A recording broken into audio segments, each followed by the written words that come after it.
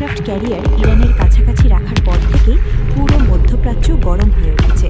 কেননা এর ঠিক ৪৮ ঘন্টা পরেই চীন থেকে ছেড়ে গিয়েছে চীনের এক বিশাল যুদ্ধজাহাজের বহর, যার মধ্যে চীনের এয়ারক্রাফট ক্যারিয়ারও রয়েছে। তবে মূল যে খবরটি সামনে এসেছে তা হলো ইরানের মধ্যে উপকূলীয় সাগরে যাচ্ছে রাশিয়ার সবথেকে বড় ও গোপন সাবমেরিন, বেলগরড ক্লাস সাবমেরিন। এটি কোনো সাধারণ সাবমেরিন নয়, এটি পৃথিবীর সবথেকে বড় ও শক্তিশালী পারমাণবিক সাবমেরিন। এটাকে বলা হয় সমুদ্রের নিচে ঘুমিয়ে থাকা দৈত্য। এর প্রধান কারণ হলো এটি একটানা পানির নিচে ৬ মাসের বেশি সময় ধরে লুকিয়ে থাকতে পারে, একটানা এক জায়গায় মাসের পর মাস কাটিয়ে দিতে পারে।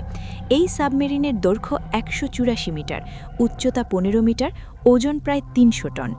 এত বড় যে এর ভেতরে আরেকটি ছোট সাবমেরিন রাখা হয়। এটি পানির নিচে কোনো রকম শব্দ বা বুদবুদ তৈরি করা ছাড়াই চলতে পারে এবং এ কারণে রাডার এটিকে ধরতে পারে না।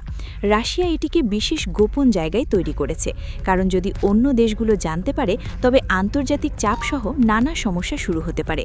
এই কারণেই প্রায় ৬ বছর ধরে এটাকে গোপনে বানানো হয়েছে।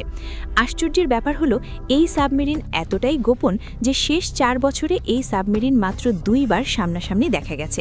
বিশ্বের বড় বড় গোয়েন্দা সংস্থাগুলো পর্যন্ত নিশ্চিতভাবে বলতে পারে না এটা ঠিক কখন কোথায় থাকে। এই সাবমেরিন সম্পূর্ণ রাশিয়ার প্রেসিডেন্টের আদেশেই চলে। এই সাবমেরিন পারমাণবিক শক্তিতে চালিত হওয়ার কারণে বছরের পর বছর কোনো জ্বালানির লোড দেওয়া ছাড়াই একটানা চলতে পারে। তবে সবচেয়ে ভয়ঙ্কর অংশ হলো এর বিশেষ অস্ত্র, যার নাম পোসাইডন। এটি একটি পারমাণবিক টর্পেডো। এটিকে সমুদ্রের নিচ থেকে লঞ্চ করা যায় এবং এটি ১০,০০০ কিলোমিটার দূরত্ব পর্যন্ত উড়ে গিয়ে আক্রমণ করতে পারে। শুধুমাত্র রাশিয়ার প্রেসিডেন্ট ভ্লাদিমির পুতিন এটিকে লঞ্চ করতে পারে। এমনকি এই সাবমেরিন সমুদ্রের ১,০০০ মিটার নিচে নিঃশব্দে চলাচল করতে পারে।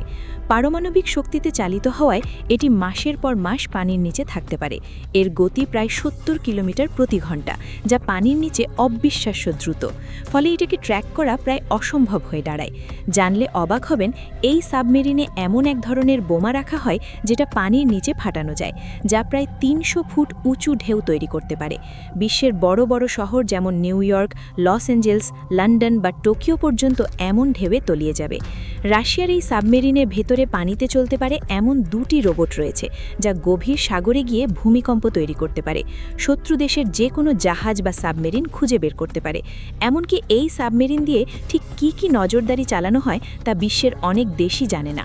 অদ্ভুত ব্যাপার হলো রাশিয়ার সাধারণ নৌবাহিনীর অনেক সদস্য এই সাবমেরিনের পুরো তথ্য জানে না। এটি সরাসরি প্রেসিডেন্টের আদেশে পরিচালিত হয়। ইতোমধ্যেই এই ব্যাপারটি নিয়ে মধ্যপ্রাচ্যের নেতারা আলোচনায় বসেছে। কিন্তু আশ্চর্যের ব্যাপার হলো এই সাবমেরিন এতটাই গোপনীয়ভাবে চলে যে এটা কখন কোথায় আছে বা কোথায় যাচ্ছে তা সরাসরি বোঝা যায় না। কোনো কারণেই যদি এই সাবমেরিনের উদ্দেশ্য ইরানের সমুদ্র হয়ে থাকে, তাহলে অত্যন্ত গোপনীয়ভাবে হয়তো এই সাবমেরিন সেখানে পৌঁছে যাবে। কিন্তু রাশিয়া সবকিছু বাদ দিয়ে কেন এই সাবমেরিন পাঠালো? প্রথম কারণ হলো আমেরিকা। আমেরিকা যখন ইরানের কাছাকাছি তাদের এয়ারক্রাফট ক্যারিয়ার রাখে, তখন সেটা সরাসরি শক্তি প্রদর্শন। এর মানে দাঁড়ায় আমরা চাইলে যে কোনো সময় পরিস্থিতি বদলে দিতে পারি। রাশিয়া এটা ভালো করেই বোঝে, তাই তারা পাল্টা যুদ্ধজাহাজ বা আকাশে বিমান না পাঠিয়ে তারা পাঠিয়েছে সবচেয়ে ভয়ঙ্কর জিনিসটা, সেটাই হলো বেলগরড সাবমেরিন। রাশিয়া সরাসরি বলতে চায় না আমরা ইরানের পাশে আছি, কিন্তু ইঙ্গিতে বুঝিয়ে দেয় ইরান একা নয়। শত্রু দেশগুলো জানে যদি ইরানের আশেপাশে রাশিয়ার এমন সাবমেরিন থাকে, তাহলে যে কোনো সিদ্ধান্ত নেওয়ার আগে ১০০০ বার ভাবতে হবে। আরেকটি এবং সবচেয়ে গুরুত্বপূর্ণ কারণ হলো অবস্থান।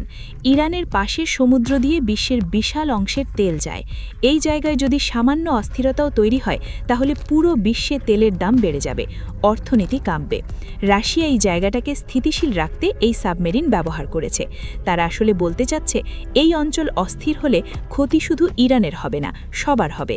আর এ কারণেই হয়তো ইরানের বন্ধু দেশগুলো একে একে তাদের পাশে দাঁড়াতে শুরু করেছে।